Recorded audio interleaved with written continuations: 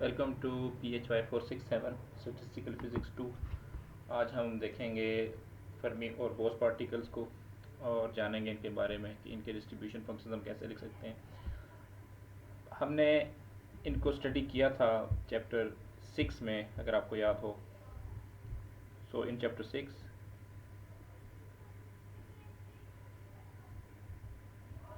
हमने इनके बारे में कुछ सीखा था कि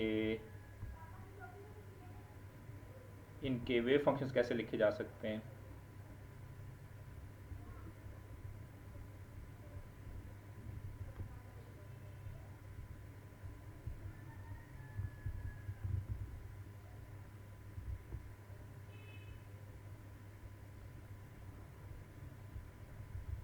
और हमने देखा था कि फर्मिऑन्स के केस में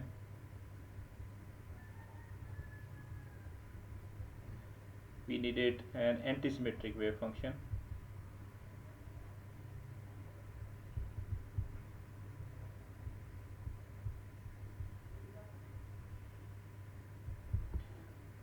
एंटीसिमेट्रिक से मुराद ये है कि अगर आप पार्टिकल के कोऑर्डिनेट्स को रिवर्स करें तो they produce a negative sign.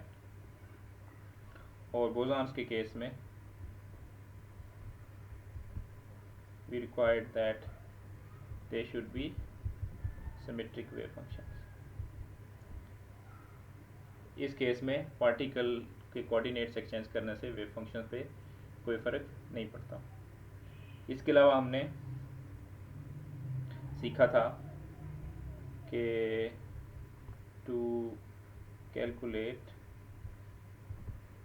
their partition functions।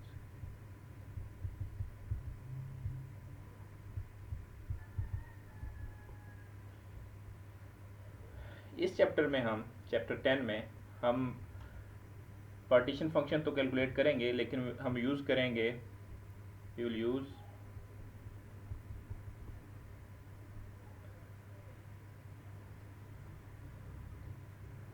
The grand potential जो हमने लास्ट चैप्टर में हमने डिटरमिन किया था, वो यूज़ करेंगे। और उसको लेके हम इनकी फर्मी पार्टिकल्स की और बोस पार्टिकल्स की हम स्टैटिस्टिक्स को डीपली स्टडी करेंगे। और हम ये देखेंगे कि किन किन हालात में क्या क्या इनमें अमेंडमेंट्स या चेंजेस करें तो हमें हमारी फ़िज़िक्स जो है वो मिलेगी। तो हम स्टार्ट करते हैं हमारा टॉपिक फर्मिऑन से।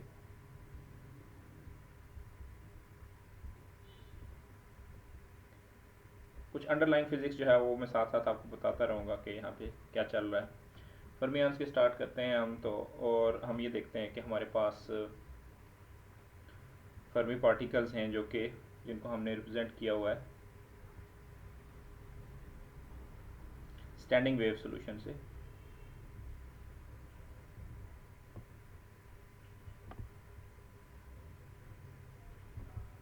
ये तो हम अज्यूम कर रहे होते हैं हमेशा कि we have standing wave solutions where k is the wave vector.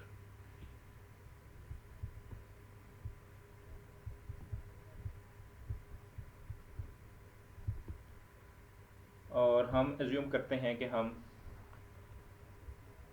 हमारे पास एक सॉल्यूशन है, स्टैंडिंग वेव सॉल्यूशन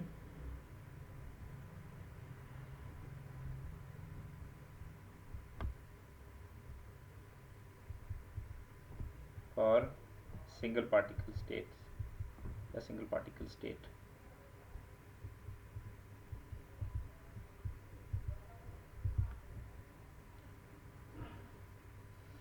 तो इसके बारे में आपको पता है ऑलरेडी कि सिंगल पार्टिकल स्टेट्स कैसे डिफाइन की जाती हैं। कि एनर्जी हम कंसिडर करते हैं स्टेट की, वो ज़ीरो है if there is no particle, and energy is equal to some value epsilon k। यहाँ पे हम ये भी अज्यूम करेंगे कि स्टैंडिंग वेव सॉल्यूशंस हैं तो एनर्जी जो है वो हम रिप्रेजेंट करेंगे के स्पेस में, के वेक्टर की फॉर्म में। If there is one particle,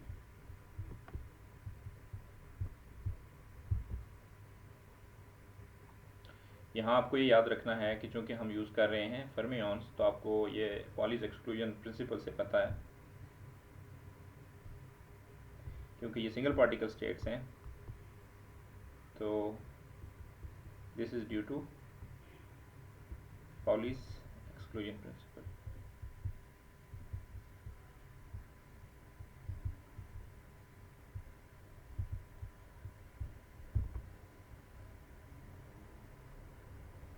okay,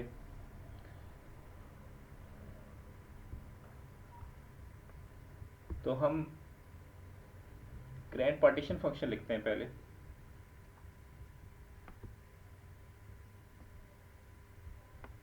the grand partition function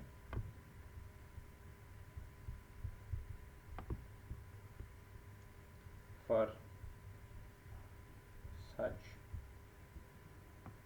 single particle state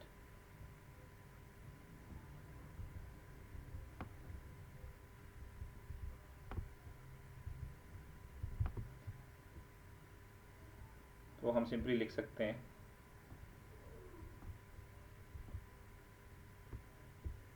one plus E to the power minus e of k minus mu over के बी टी। ये आपको याद होगा कि this is similar to the example of adsorption of atoms on sites, adsorption example. This is similar to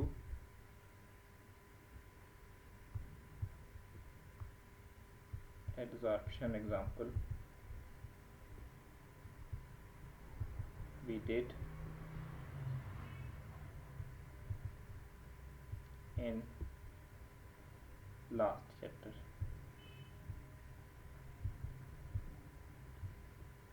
क्योंकि situation वही है, उधर भी हमने यही अज्यूम किया था सिंगल पार्टिकल के एब्जॉर्प्शन के केस में कि साइट के अंदर पार्टिकल होगा तो उसकी एनर्जी की कुछ वैल्यू होगी, हमने वहाँ पे भी एप्सिलॉन ही यूज़ की थी, और अगर पार्टिकल नहीं होगा तो उसकी एनर्जी भी ज़ीरो होगी, तो वहाँ से हमने ये ड्राइव किया था। This is the same thing, just we have now considered fermions. Okay, इसको लेके हम अब लिखेंगे the grand potential for this case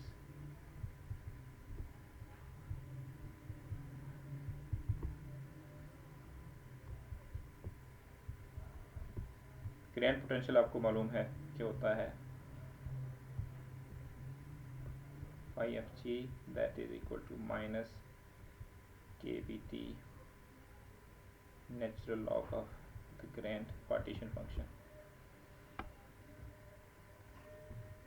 और इस ग्रैंड पार्टीशन फंक्शन को हम उसमें इंसर्ट करते हैं तो हमारे पास ग्रैंड पोटेंशियल आ जाएगा। तो हम इक्वेशंस को नाम देते जाते हैं। This we call equation 1, this we call equation 2, and if we put 1 in 2 we get g equals minus kBT natural log of 1 plus e to the power e of k minus mu over kBT. This is our equation number 3. Okay, we don't know. Okay, we call it equation 3. And now what we will do next, so we will calculate two things out of this.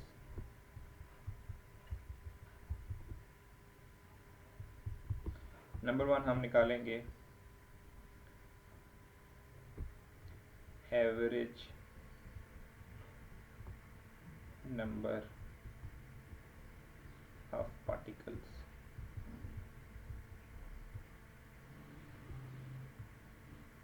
in the state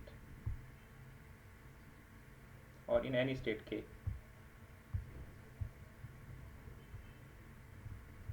any state belonging to K। और next हम निकालेंगे contribution to entropy from this state.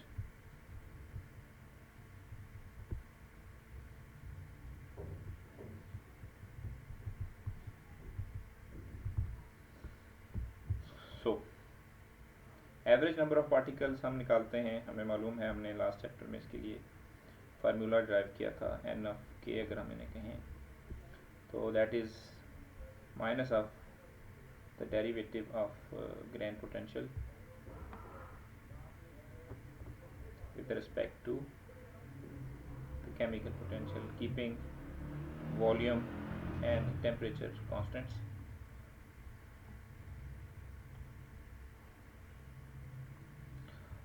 और अगर हम यहाँ पे derivative लें equation 3 का तो हमारे पास इस शेप में इक्वेशन आएगी 1/e to the power e of k minus mu over k pt plus 1। This we call equation 4। ये हमने एवरेज नंबर ऑफ पार्टिकल पहले भी हमने उस एड्जॉर्प्शन के केस में भी निकाला था, तो ये this is the same calculation, we have done nothing new here. Okay, we proceed.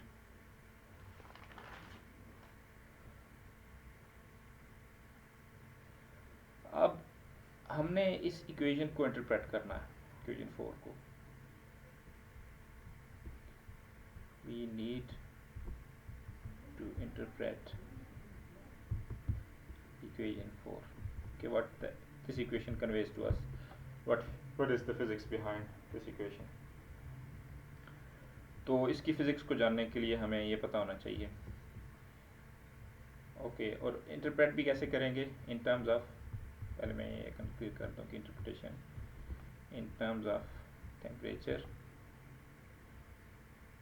Chemical potential and energy, ये 3 हमारे पास पैरामीटर्स होंगे, तो इनको लेके हम इंटरप्रेट करेंगे इक्वेशन 4 को, ओके। सो सबसे पहले हमें ये देखना है, सबसे पहले हम जाते हैं लो टेम्परेचर्स पे।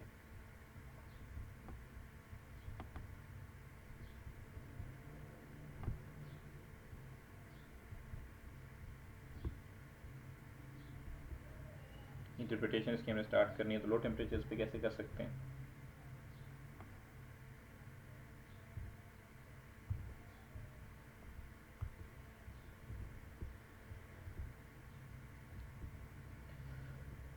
लो टेम्परेचर्स पे हमें मालूम है, लास्ट टाइम हमने जब लास्ट चैप्टर किया था system with variable number of particles में, तो उसमें हमने क्लियरली देखा था कि म्यू की वेरिएशन कैसे होती है। तो हमें मालूम है eight low temperatures mu is positive.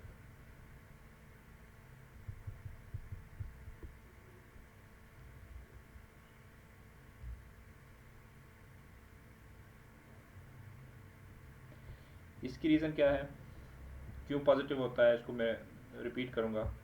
हमने देखा था कि हमें म्यू की इंटरप्रिटेशन के लिए एक इक्वेशन चाहिए होती है फ्री एनर्जी की, हेल्महोल्ट्ज़ फ्री एनर्जी की, F equals E minus TS। E इसमें इंटरनल एनर्जी है, T टेम्परेचर है और S एंट्रोपी है। तो जब टेम्परेचर लो होता है तो उस केस में अगर हम एक नया पार्टिकल ऐड करते हैं, if we add a new particle at low temperatures,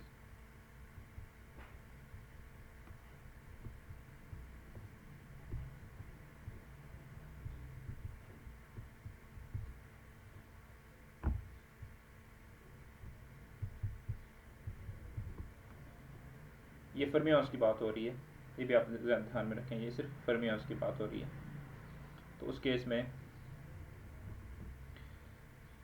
हमारे पास दो कंपीटिंग टर्म्स हैं कि जो आपस में जिनसे हमें पता चलेगा कि म्यू का साइन क्या होगा। तो यहाँ अगर आप गौर करें तो एक ई वाली टर्म है और माइनस टी एस वाली टर्म है। लो टेम्परेचर पे अगर हम पार्टिकल ऐड करेंगे तो फर्मियान जो है वो आपको पता है कि किसी को in any two states in any one state no two particle can live together. So particle will move to a higher energy state, thereby increasing the internal energy. Particle will move to higher state because of Pauli's exclusion principle, and we will get more contribution from this term. We get more contribution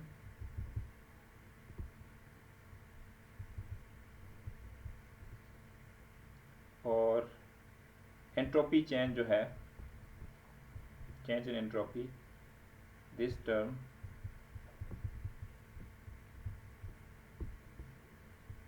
will be minimum. So we see that there would be this F would be positive. So at the end of the day, because u is somehow proportional, mu is somehow proportional to F, and if F is positive, F is greater than 0 implies that mu is also greater than 0. So ये थी logic कि हम low temperature पे mu को positive क्यों लेते हैं। हम वापस आते हैं अपने टॉपिक की तरफ, interpretation of this n of k term. तो हम देखते हैं कि जब म्यू पॉजिटिव है तो हमारे पास हमें वो टर्म कंसिडर करनी होगी इस इक्वेशन में। अगर आप इस इक्वेशन को देखें तो ये डिनोमिनेटर में जो एक्सपोनेंशियल वाली टर्म है इसको हम कंसिडर करते हैं।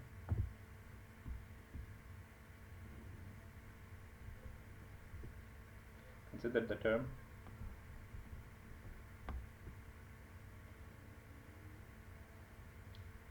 E minus E of k minus mu over kBt।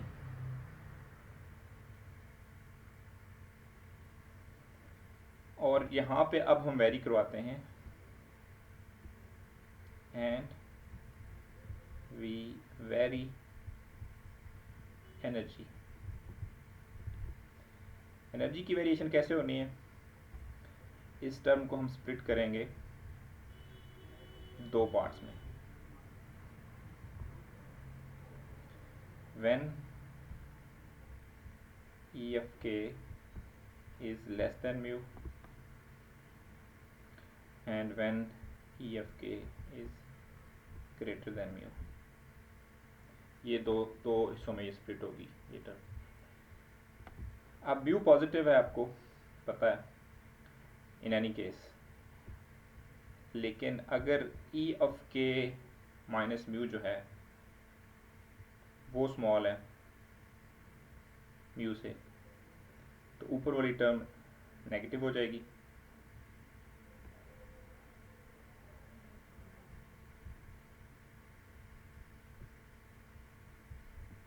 इससे ये रिजल्ट निकलेगा और यहाँ पे ये होगा E of k minus mu would be greater than 0। ये बहुत इंपॉर्टेंट है क्योंकि अब हमने एक क्राइटेरिया हमने यूज़ किया है म्यू को चेक करने का, अब और हम साथ वेरी कर रहे हैं एनर्जी को। अब हम बात करते हैं, यहाँ तक अगर आपको अंडरस्टैंड होगी ये चीज़ कि इन टर्म्स को अगर ये एक दूसरे से बड़ी छोटी हैं तो क्या फ़र्क पड़ रहा है। अब हम लेके आते हैं तीसरा factor, we bring another factor, being the factor of temperature।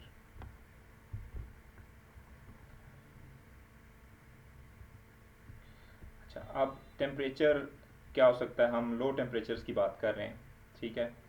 Low temperature में लोएस्ट टेम्परेचर क्या होगा, the lowest is t equals 0 के।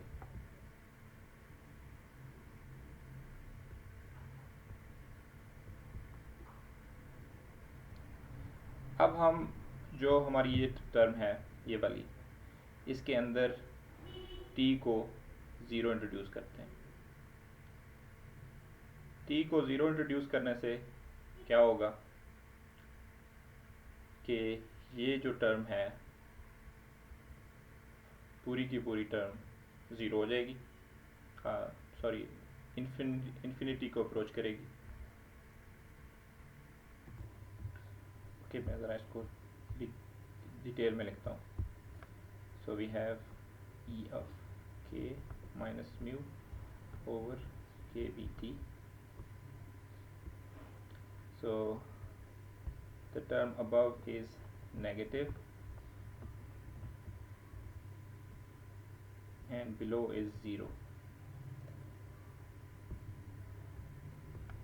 और इसका हम एक साथ छोटा सा प्लॉट भी करके देखते हैं क्या होगा। इधर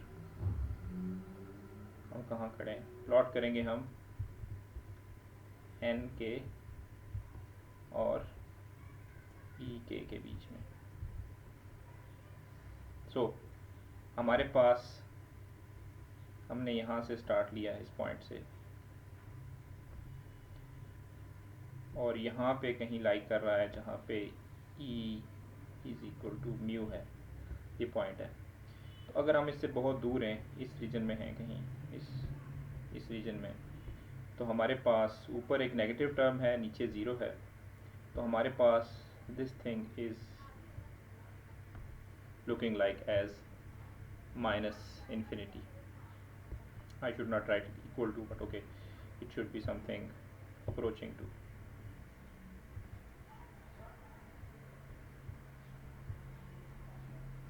Approaching to minus infinity.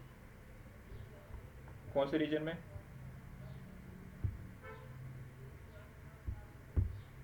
इस रीजन में, यहाँ से लेके यहाँ तक माइनस इन्फिनिटी है। तो और हमारे पास जो पूरी टर्म है वो क्या है, N of K equals 1 over E to the power E K minus mu over के बी टी प्लस 1, और हम इसको मॉडिफाई करके ये लिख सकते हैं E to the power minus infinity plus 1, और E to the power minus infinity is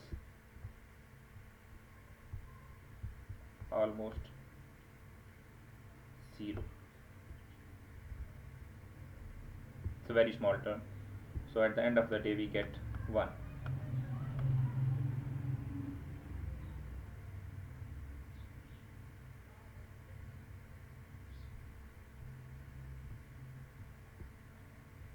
N of k is 1. Which region? When temperature is 0, मैं ऊपर ग्राफ के ऊपर लिखता हूँ, T is at 0 K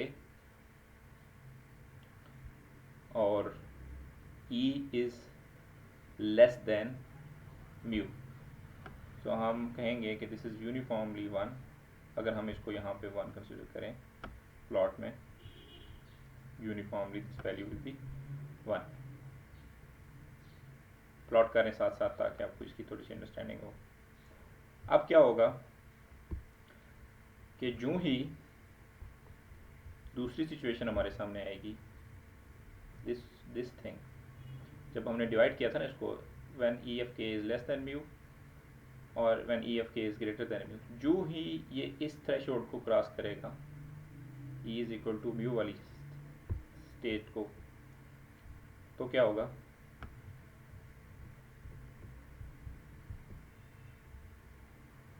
it goes greater than mu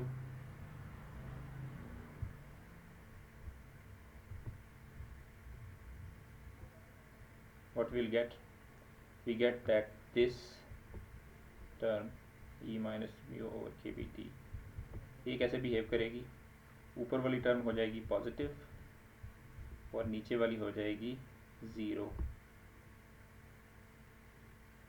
तो यहाँ पे कैसे होगा ये सिलसिला?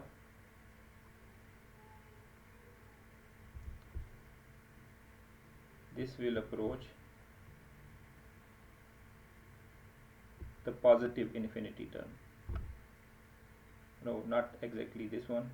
Okay, we can call this as positive infinity, and then n of k जो होगा हमारे पास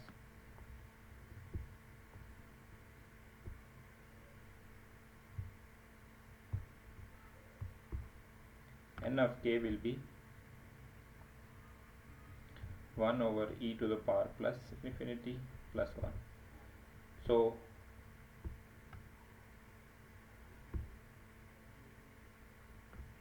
this positive infinity means everything is, this whole term in the denominator becomes infinity, 1 over infinity, and this thing goes to 0. Not equal to, we should write it again, approaches infinity, and this approaches to 0.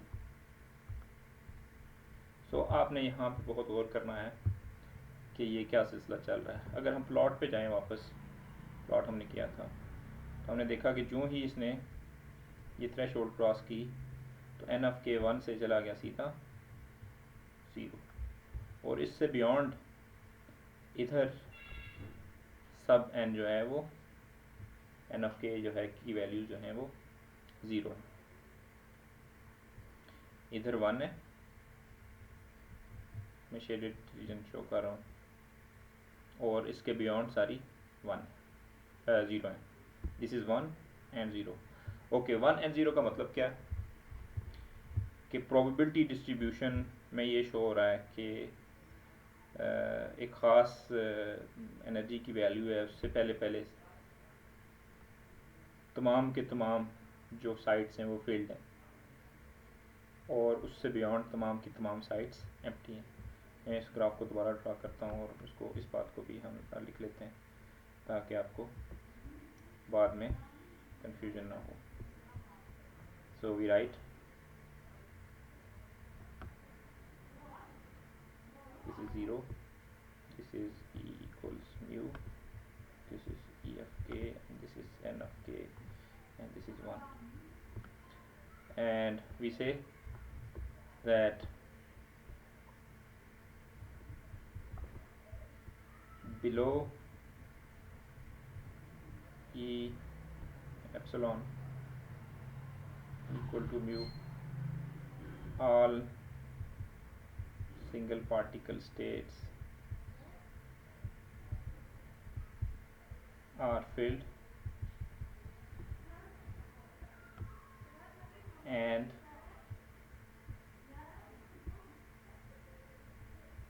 above E of k is equal to mu, all single particle states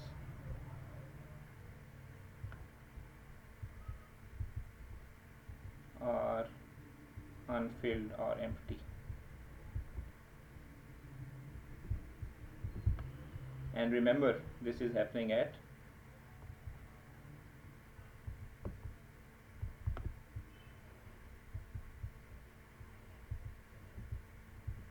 t equals 0 के।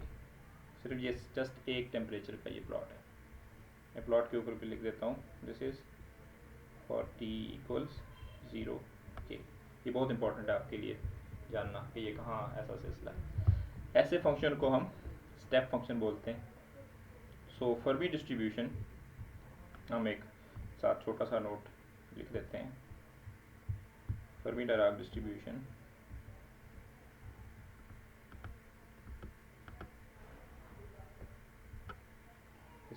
N of k जो है Fermi Dirac distribution कहलाती है। तो Fermi Dirac distribution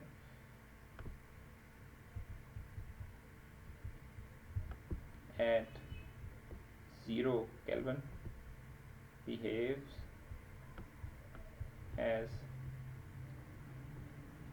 step function of energy. This is a step function of energy. Step function mean abruptly इसकी value 1 से 0 हो जाती है एट अ सर्टेन। अब हम थोड़ी सी और टर्मिनोलॉजी जो यहाँ पे इस्तेमाल होती है, जो वैल्यू है ना ई की म्यू के करीब, म्यू के इक्वल, इसको सॉलिड स्टेट फिजिक्स में एक ख़ास नाम किया जाता है, that is called E F, that is known as Fermi energy. So Fermi energy जो है वो लास्ट जो फील्ड स्टेट है उसकी एनर्जी को कहा जाता है। उससे ऊपर सारी की सारी एनर्जीज स्टेट्स जो हैं वो अनफिल्ड होती हैं। The last field state is called Fermi state and the energy corresponding to it is known as Fermi energy. इससे बियॉन्ड अगर हम एनर्जी इंक्रीज करेंगे तो we will get empty states, but this is happening at again 0 K।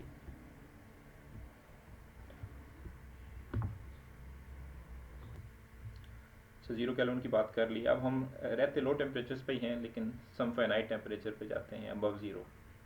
तो हम दोबारा इस situation में वापस जाते हैं जहाँ पे हमने दो हिस्सों में डिवाइड किया था इसको, और हमने टेम्परेचर का फैक्टर लेके आए थे।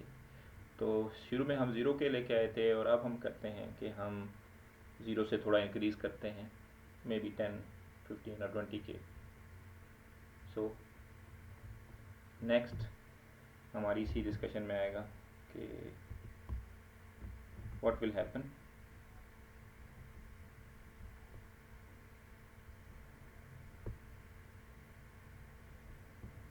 when we take some other temperature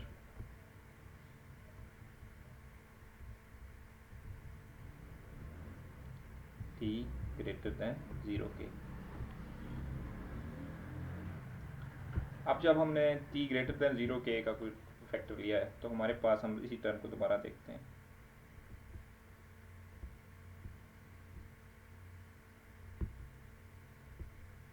E of K minus mu over K BT। और अब हमारे पास उसी तरह के दो रीजन्स हैं, E of K is less than mu और E of K greater than mu। और E of K less than Q में भी दो चीज़ें हो सकती हैं अगर हम प्लॉट साथ साथ देखें इसका।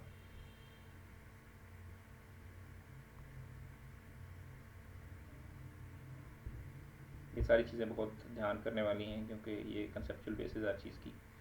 तो यहाँ पे तो है आपके पास E इक्वल्स म्यू, और हमारे पास ये होल रीजन है, इससे below this whole region we have here, और हमने देखना है कि इस रीजन में क्या हो रहा है।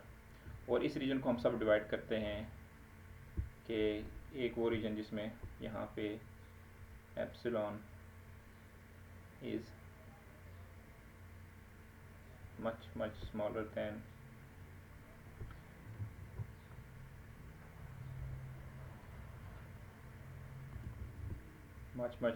mu। यहाँ पे ऐसा होगा कुछ, और यहाँ पे होगा थोड़ा सा small, E would be little bit smaller than mu। तो जब much smaller है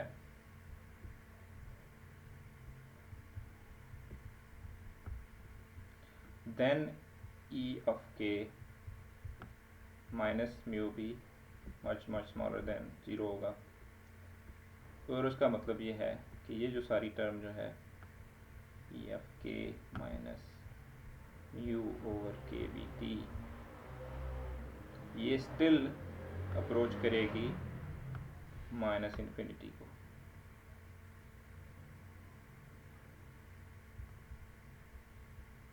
ये अगर स्टिल अप्रोच करेगी माइनस इन्फिनिटी को, तो हमारा जो डिस्ट्रीब्यूशन फंक्शन है वो अप्रोच करेगा 1 को। तो इसको हम देखते हैं कि यहाँ कैसे इसको प्लॉट में कैसे शो होगा ये।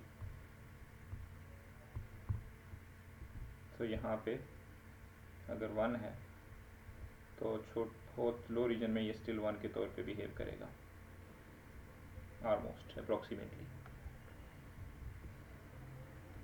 अब हम दूसरे रिजीम की बात करते हैं जब ये लिटिल बिट स्मॉलर है, मतलब हम e is equal to mu को अप्रोच कर रहे हैं यहाँ पे, इस जगह पे।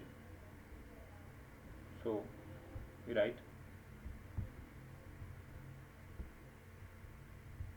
when e of k is a little bit smaller than mu and e k minus mu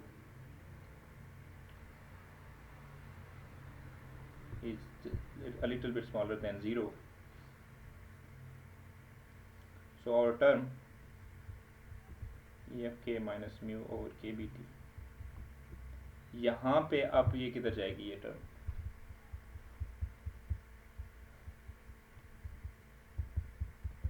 तो जब ये ज़रा सा स्मॉल है तो हम इसको कहते हैं कि this is almost zero and this is some finite term temperature, this is not zero, so overall this thing is zero,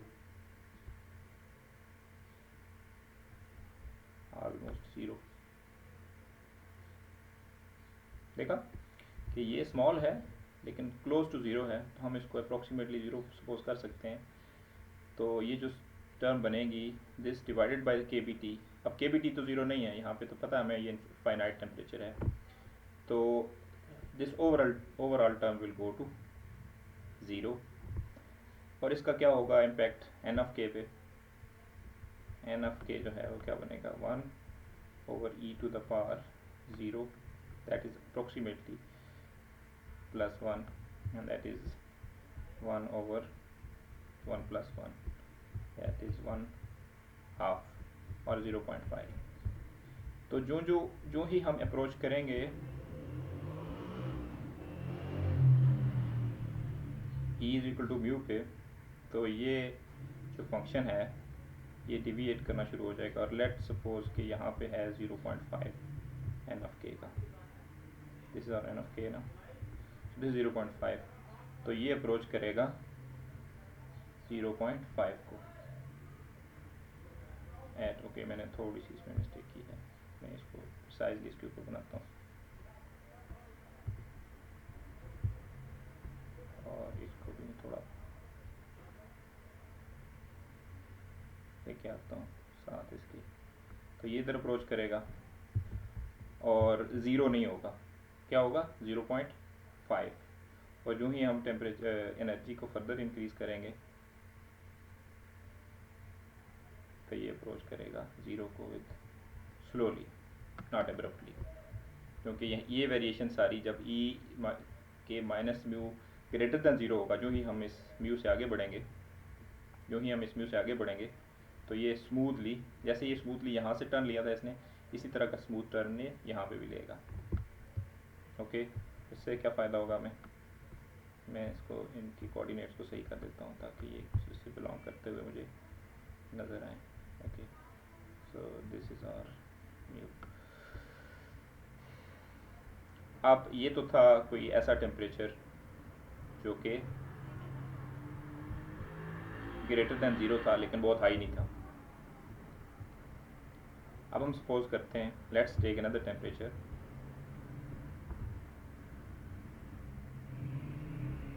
let's take another temperature T2, और ऊपर जो हमने लिया था इसको हम T1 अगर कह दें यहाँ पे आसानी के लिए, यहाँ पे मैं इसको T1 पुट कर रहा हूँ, और नेक्स्ट टेम्परेचर हम T2 लें जो कि ग्रेटर हो T1 से। We are still low temperature regime में भी, इसको अगर आपने पहला टेम्परेचर 10 के लिया था तो इसको आप T2 को आप 20 के लें, तो उस केस पे भी बिल्कुल इसी तरह की वेरिएशन होगी, लेकिन जब आप इसको प्लॉट करेंगे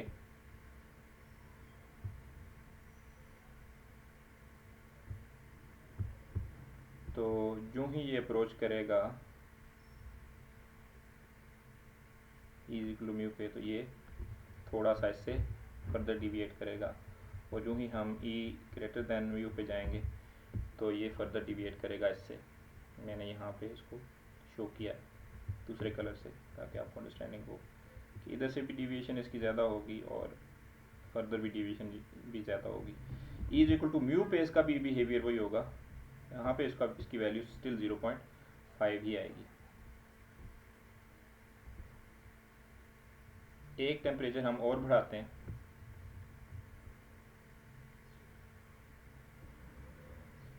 another temperature T3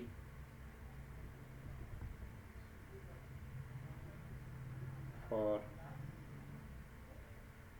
another temperature T3, which is now even greater than T2. We will get another curve here,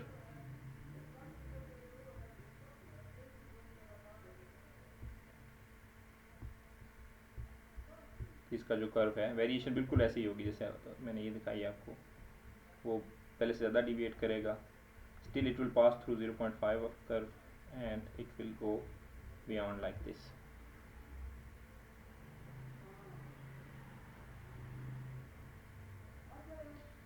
तो मैं इनके साथ वो वाला कर्व प्लॉट कर लेता हूँ जो 0 के पे हमने प्लॉट किया था। वो था आपका एक स्टेप फंक्शन, ताकि आपको क्लियर हो कि ये स्टेप फंक्शन का कैसे होगा सिलसिला। सो आपका T0 केल्विन वाला ब्लैक कर्व है, which is smaller than the red curve, that is T1 temperature जो है, और T2 इससे भी ग्रेटर है, which is the maroon type color T2, and we have the last color, that is the green one. So temperature variation से आपके curves ऐसे very करेंगे around E equals mu. First curve sharp, then the sharpness will decrease around this mu curve, and they will extend beyond E is equal to mu. So हमारा जो लो temperature का profile था Fermi-Dirac distribution, वो हमने complete कर लिया। जितने आप टेम्परेचर इंक्रीज़ करते जाएंगे उनकी डिविएशन जो है वो उनकी जो शार्पनेस है वो कम होती चली जाएगी around T is equal to around E is equal to mu at different temperatures. तो इसका मतलब ये भी है, आप इसको इस तरफ से भी अंडरस्टैंड कर सकते हैं। फिज़िक्स जो है इसकी यहाँ पे मैं लिख देता हूँ आपको समझने में आसानी हो कि at temperatures greater than 0 K we get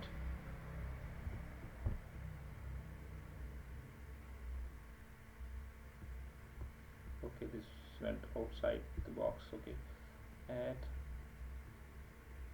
temperatures T greater than 0 K we get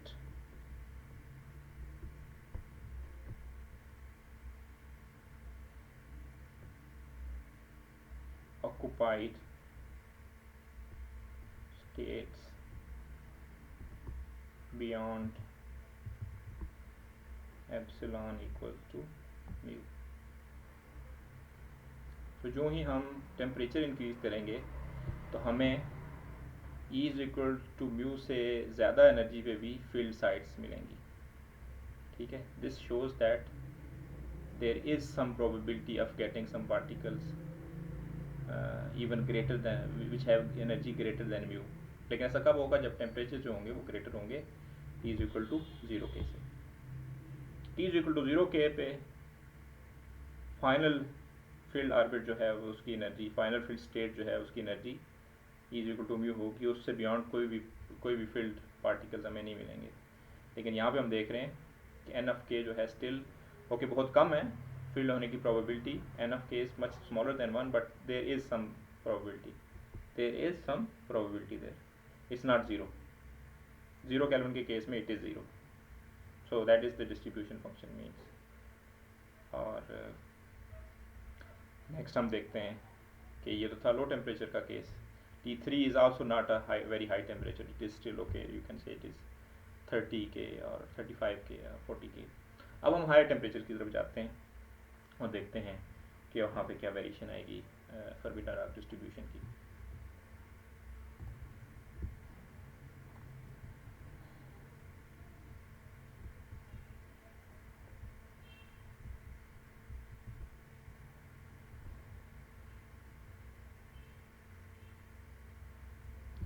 high temperatures में हमें सबसे पहले तो ये याद रखना है कि हमारा म्यू कैसे बिहेव करेगा, हाउ म्यू विल बिहेव।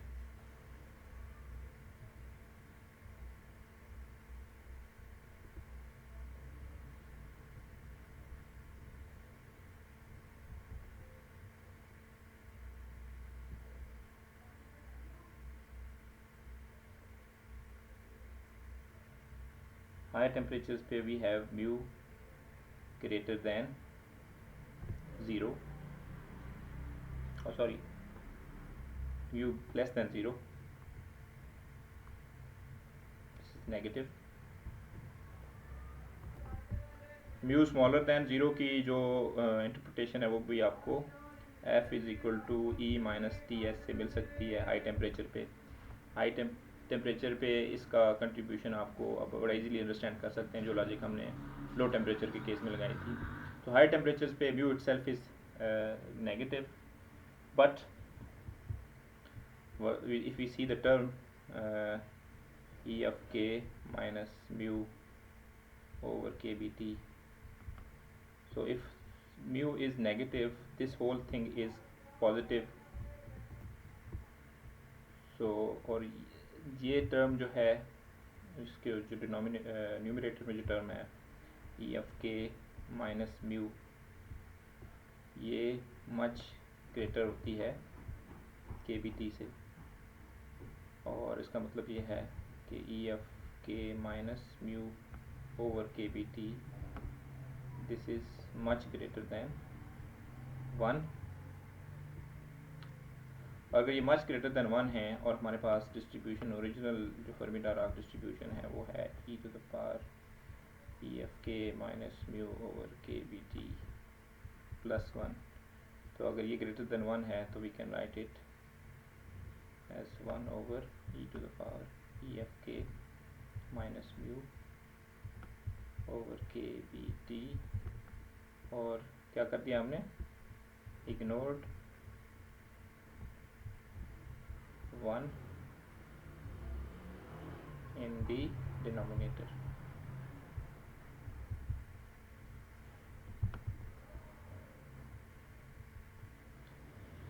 और इसको हम यूँ भी लिख सकते हैं, इसको हम ट्रांसपोज कर दें तो get e to the power minus e of k plus sorry minus mu over kbt।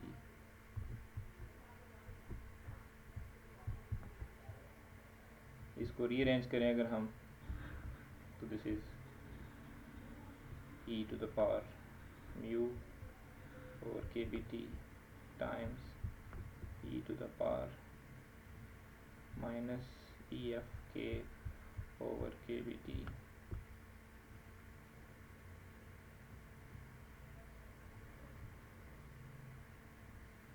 So this is just like Maxwell-Boltzmann distribution जो हमने लास्ट सेमेस्टर में पढ़ी थी।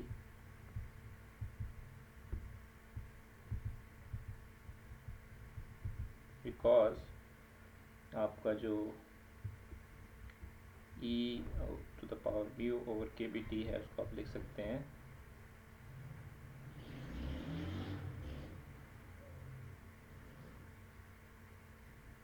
n over c1। c1 जो था वो सिंगल पार्टिकल पार्टीशन फंक्शन था, canonical partition function.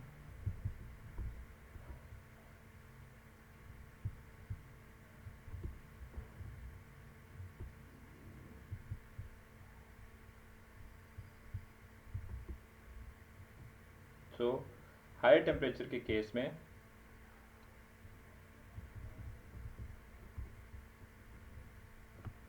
Higher temperature limit Fermi-Dirac distribution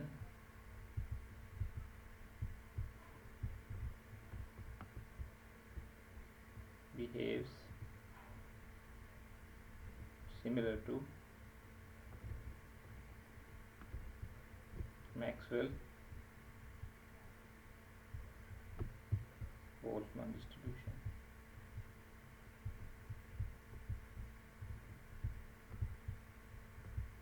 इसकी फिजिक्स क्या है ये हम देखेंगे बाद में। फिलहाल हम देखते हैं contribution to the entropy.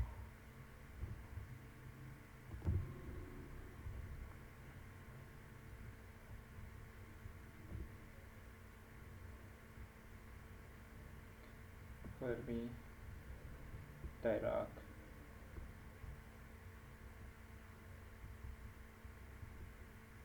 distributions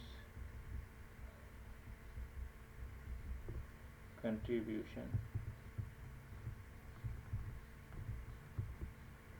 to entropy of the system.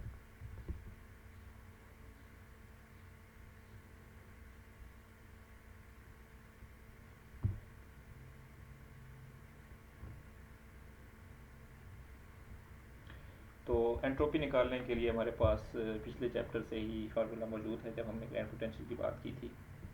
So we have entropy in terms of K wave vector that is negative of the derivative of grand potential with respect to temperature, keeping volume and chemical potential constant. So हम chemical potential में लिखा हुआ पहले से ही हमारे पास मौजूद है।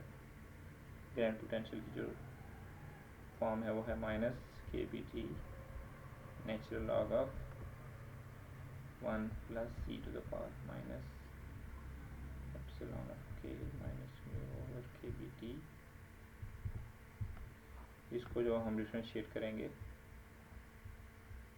with respect to temperature, keeping U and volume constant, we will get Kb, okay, with the minus sign, so that is Kb log of, we use product rule,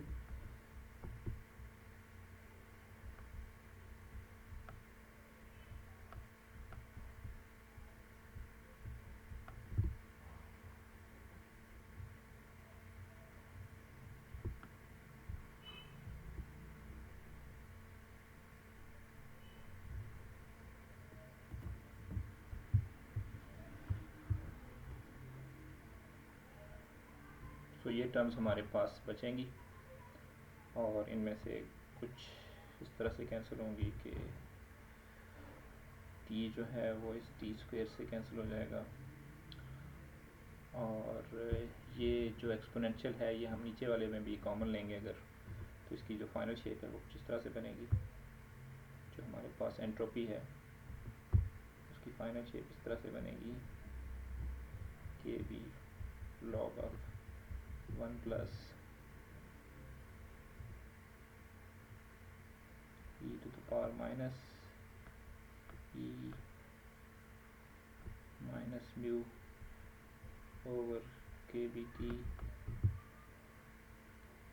plus 1 over t e of k minus mu over exponential of e of k minus mu over kbt plus 1। इसको आप equation 1 कह दें।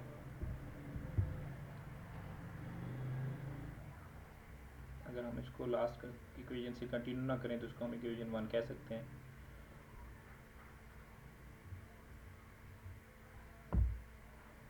Okay, यहाँ पे हमने अब इस entropy को एन ऑफ के की शेप में लिखना है। आपको पता है एन ऑफ के जो है वो क्या है, N of k is 1/e to the power e minus mu over के बी टी प्लस 1। तो अब हमने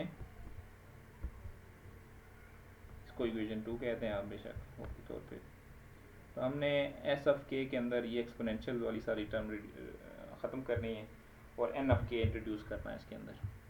तो उसके लिए हमें थोड़ी सी मेहनत करनी पड़ेगी, वो हम मेहनत करते हैं। तो सपोज़ करते हैं हम,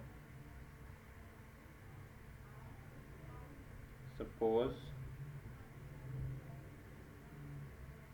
e माइनस म्यू ओवर के B T is equal to x.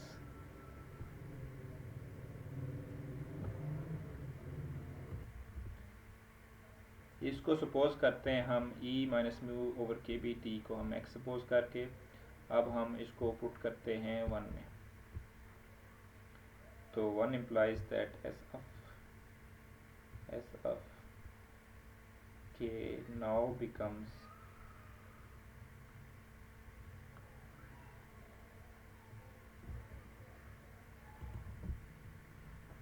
के B times log of 1 plus e to the power minus x plus k b x over e to the power x plus 1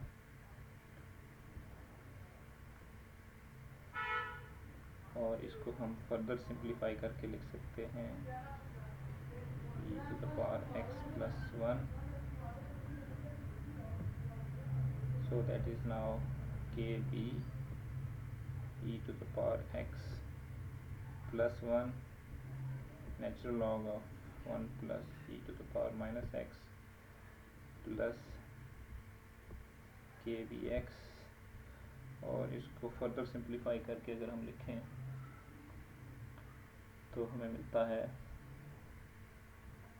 के B E X log of 1 plus E minus x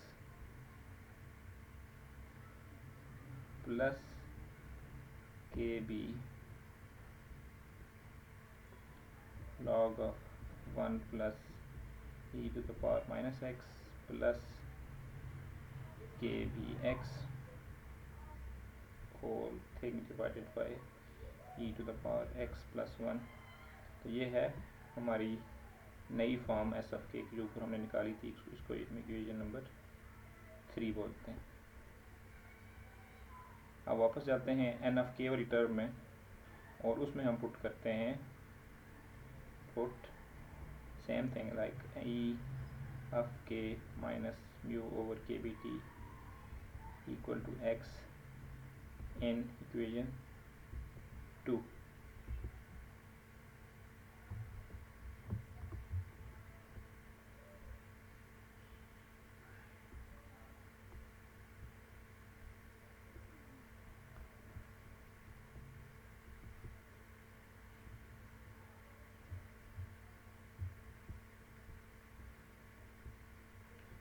तो वहाँ पे हमारे पास N of x की क्या shape आएगी, N of के की, सॉरी, एन ऑफ के will B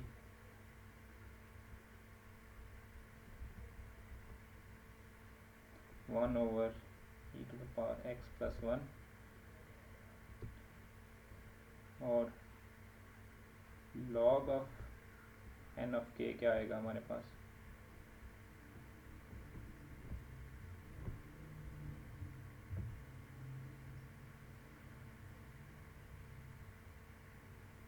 log of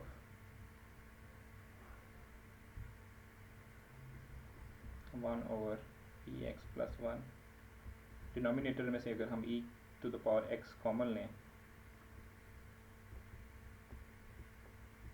1 over e x, तो ये आएगा 1 plus e to the power minus x और इसको हम यूँ भी लिख सकते हैं, log of e to the power minus x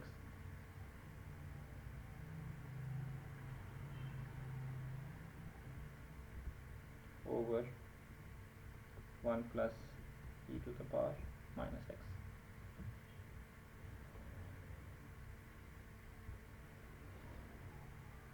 so n of k जो x की शेप में है उसको हम इक्वेशन 4 बोलें, और log of N of k जो है e की x की शेप में, इसको इक्वेशन 5 बोलें, और 4 और 5 को हम मल्टीप्लाई करें, मल्टीप्लाई 4 and 5।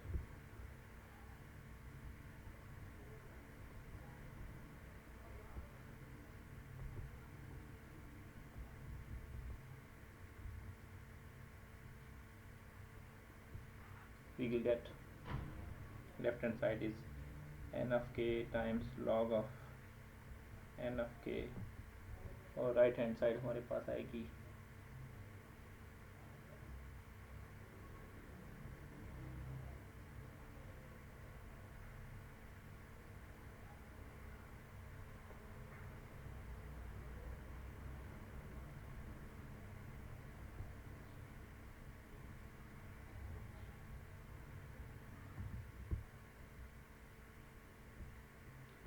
मल्टीप्लाई करते हैं,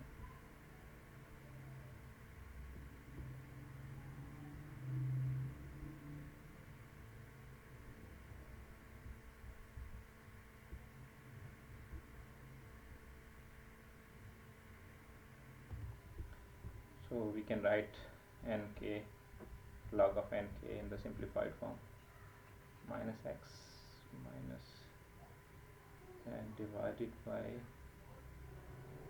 e to the power x plus 1, और इसको भी फर्दर सिंप्लीफाई हम करके लिख सकते हैं। तो we have now minus x times e to the power minus x minus e to the power minus x log of 1 plus e to the power minus x divided by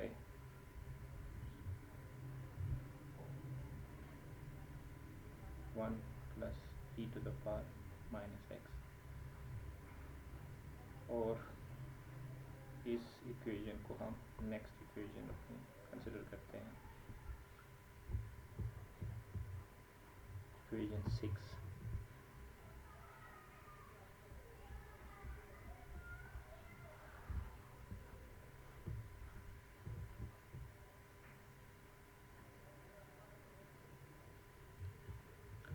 आगे बढ़ते हैं, अब हम कैलकुलेट करते हैं n 1 minus N over के, 1 minus N of के, तो होगा हमारे पास 1 minus 1 over E x plus 1, and that is basically e to the power x over e to the power x plus 1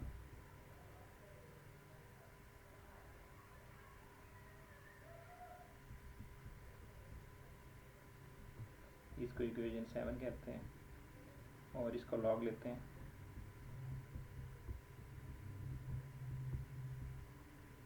so we get x minus log of ex plus 1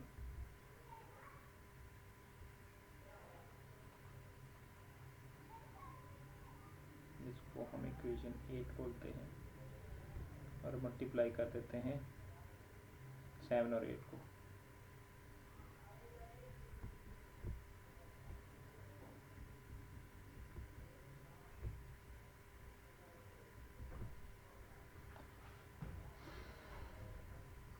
so 1 minus n of k times log of 1 minus n of k will be equal to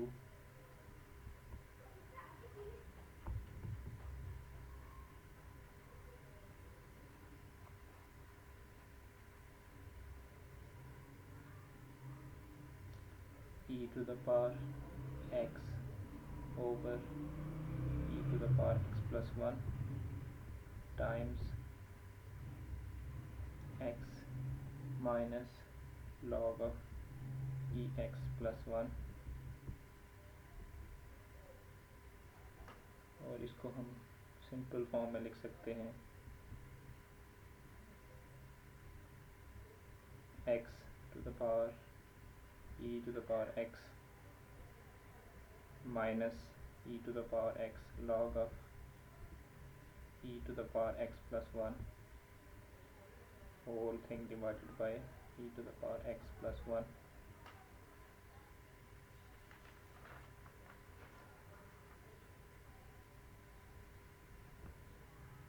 और इसको हम equation 9 कहते हैं.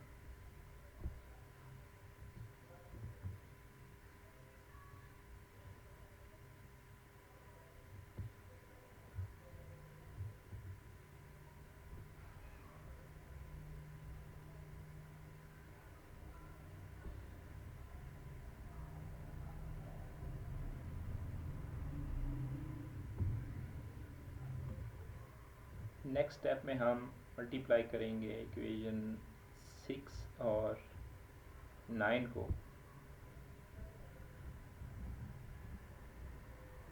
Multiply equation 6 and 9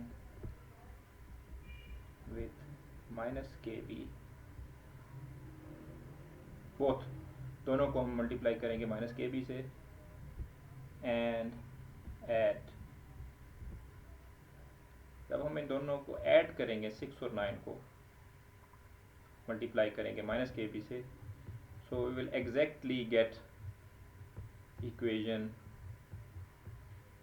3.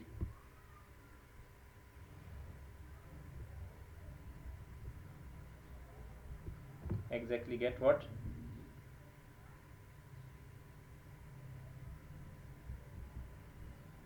3 again.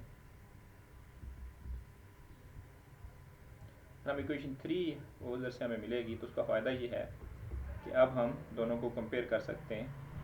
उससे ये जो equation 3 जिसको मैं कह रहा हूँ, इक्वेशन 3 के सिमिलर जो इक्वेशन मिलेगी, इसको अगर आप कंपेयर करेंगे इक्वेशन 3 के साथ 6 and 9, और जो इक्वेशन मिलेगी आप उसको बेशक नंबर दे दें, इस केस में 10, उस तरह से कर देते हैं इसको आप इक्वेशन 10 का नाम दें और कंपेयर करें इसको इक्वेशन 3 से भी, क्योंकि ये सिमिलर इक्वेशन होंगी. And compare it with equation 3. मैं लिख रहा हूँ यहाँ पे, you get एंट्रोपी की फॉर्म आ जाएगी एन ऑफ के की फॉर्म में. एस ऑफ के will be now written as minus के B N of K times log of N of K plus 1 minus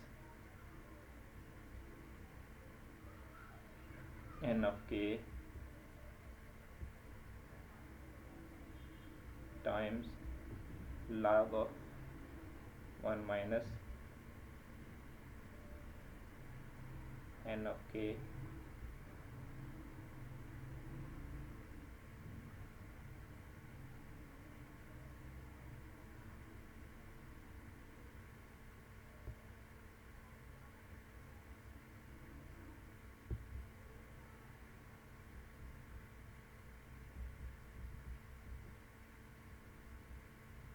इस शेप में आपके पास इक्वेशन आ जाएगी. और ये है आपकी इक्वेशन 11. ये इक्वेशन 11 हम इंटरप्रेट करेंगे, अभी उसको देखेंगे कि इसकी क्या वैल्यू है.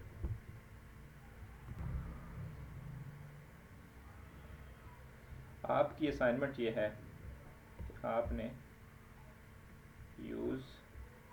ये जो इक्वेशन 6 और 9 को मिला के इक्वेशन 10 बनानी और उसका कंपैरिजन 3 से, ये आपकी असाइनमेंट है.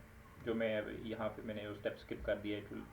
It would have become too longer video, so मैंने इसको शॉर्ट कर दिया। आपने ये एज एन असाइनमेंट ट्रीट करना है इसको।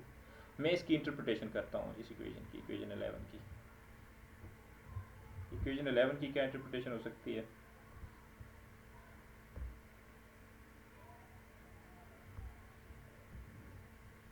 हम वापस जाते हैं डिस्ट्रीब्यूशन फंक्शन की तरफ। जो ओरिजिनल डिस्ट्रीब्यूशन फंक्शन था हमारा 0 के पे,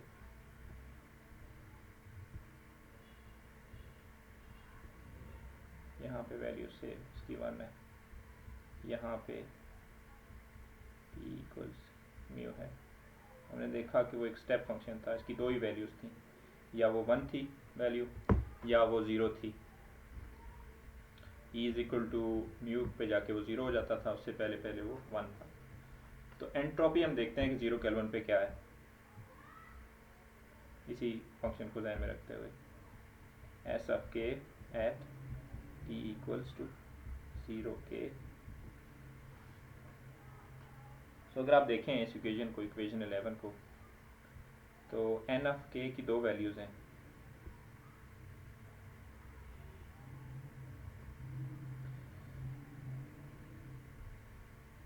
n ऑफ k की एक वैल्यू है 0 और एक है 1, ठीक। This one 1 value, this one 0 value. तो दोनों वैल्यूज़ अगर हम इक्वेशन 11 में पुट करें, दोनों वैल्यूज़ अगर हम इक्वेशन 11 में पुट करें, तो जब हम पुट करते हैं वैल्यू 0 की,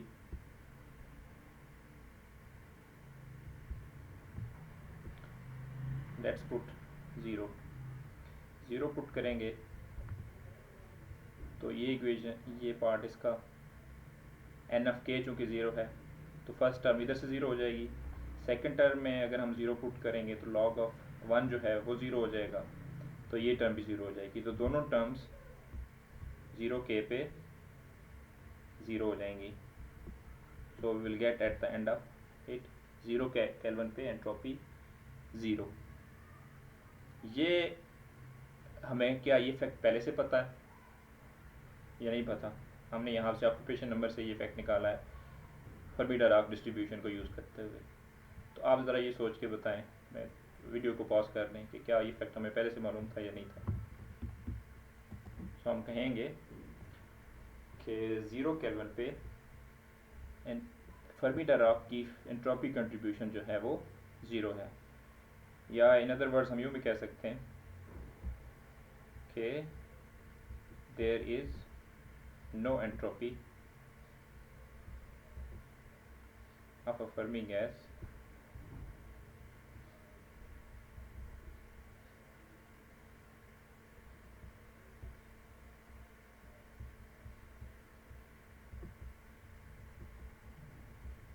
at 0 k।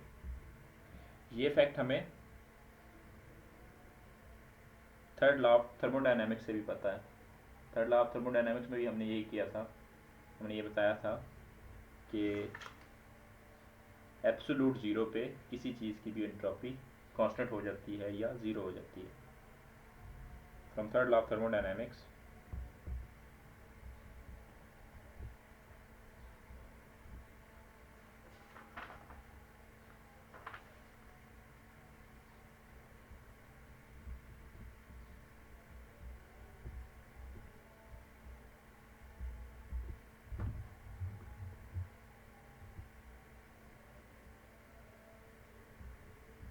हम पहले से जानते हैं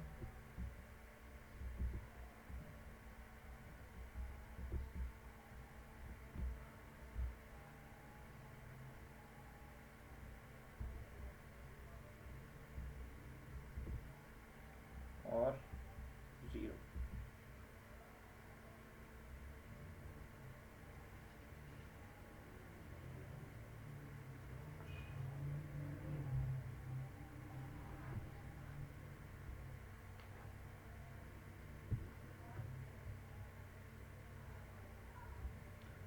इसको हम एक और तरह से भी इंटरप्रेट कर सकते हैं। अगर हम एंट्रोपी की डेफिनेशन लिखें, बोल्ट्जमैन एंट्रोपी, वो है हमारे पास S equals k B log of omega. Omega जो है वो स्टेट्स को डिफाइन करती हैं। Omega is number of micro states. So 0 Kelvin पे जो स्टेट है वो एक ही होती है, either particle exists or it does not exist. So we can say, okay, so we have omega equal to 1 at 0 k. जब हम यहाँ पे पुट करेंगे value s is equal to k b log of 1, so we will still get 0 answer. so हमने देखा कि हमारी Fermi-Dirac distribution जो है वो कंसिस्टेंट है थर्मोडायनामिक इंटरप्रिटेशन से और क्लासिकल बोल्ट्जमैन की जो इंटरप्रिटेशन थी एंट्रोपी की उसके साथ भी। नेक्स्ट लेक्चर में हम बोस गैस को डिस्कवर करेंगे। बोस पार्टिकल की हम डिस्ट्रीब्यूशन फंक्शन लिखेंगे, उनके लिए हम डिस्ट्रीब्यूशन फंक्शन निकालेंगे और उस डिस्ट्रीब्यूशन फंक्शन की मदद से हम कंट्रीब्यूशन टू द एंट्रोपी निकालेंगे और देखेंगे कि इन दोनों में क्या फ़र्क है डिस्ट्रीब्यूशन वाइज, और इसकी डिस्ट्रीब्यूशन फंक्शन को हम समझने की कोशिश करेंगे। So for the time being I would say अल्लाह हाफिज़।